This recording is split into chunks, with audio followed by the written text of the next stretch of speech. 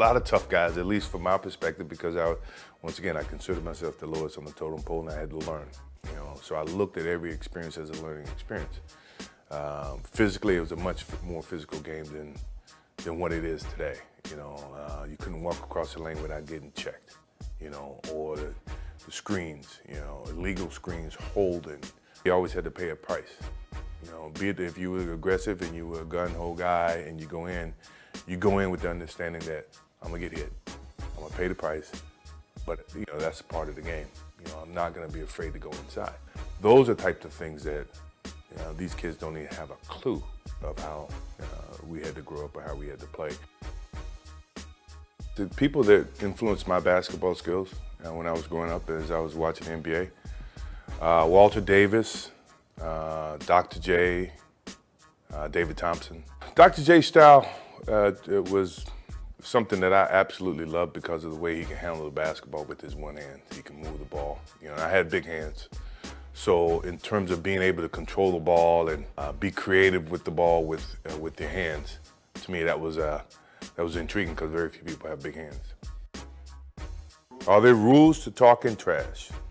I only talk trash to people that I knew, my friends, Patrick Ewing, Bird, Magic, those type of guys. But I never talk trash to people that I didn't know or people I'm just meeting.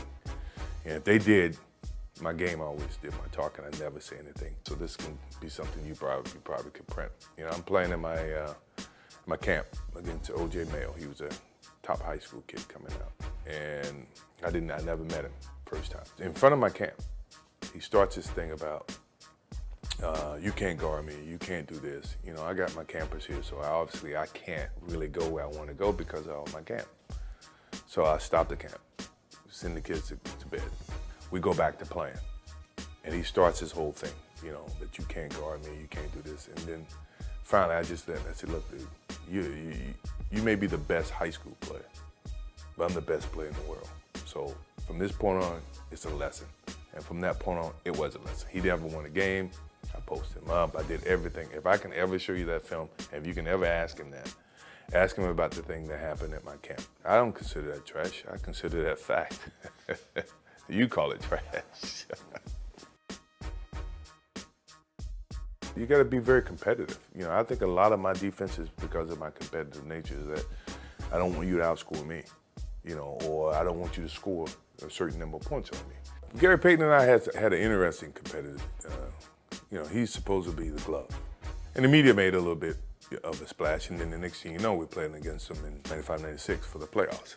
And the whole thing was Jordan against the glove. I mean, he was good at defending, me to get the ball, but once I got the ball, I felt like I always had the advantage, so, it wasn't really a problem to me. He's a Hall of Famer now. I think he's very deserving of it, but we did have our battles.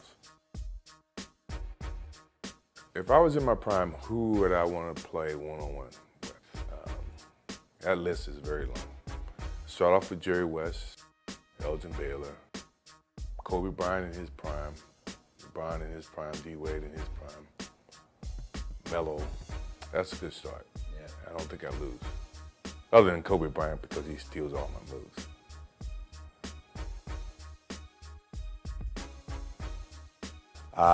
No.